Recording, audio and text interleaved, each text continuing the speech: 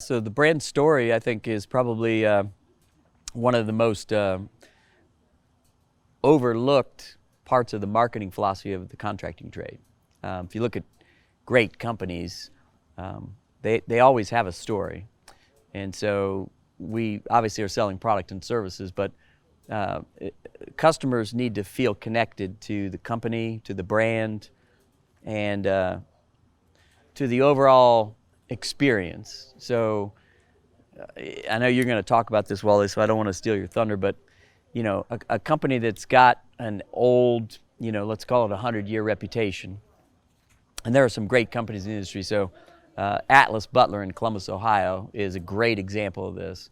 The company was founded in basically, I think, 1895. I might have that wrong, but it's right along the same lines of when Lennox Industries, Dave Lennox, founded his company. And in fact, Atlas Butler, they actually manufactured their own furnaces at one time.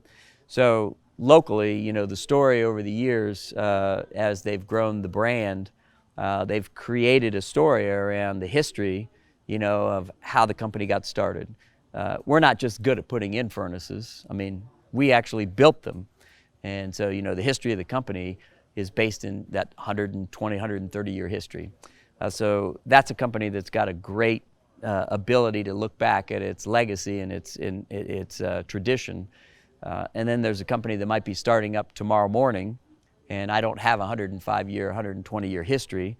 So I've got to figure out what my story is. My story might be different. I've been in the business for 35 years might be the story. So what we want, companies to think about is how do we actually, when we're in the home selling, how do we craft, that story that makes the customer feel emotionally connected to our company, our brand, and ultimately the salesperson. So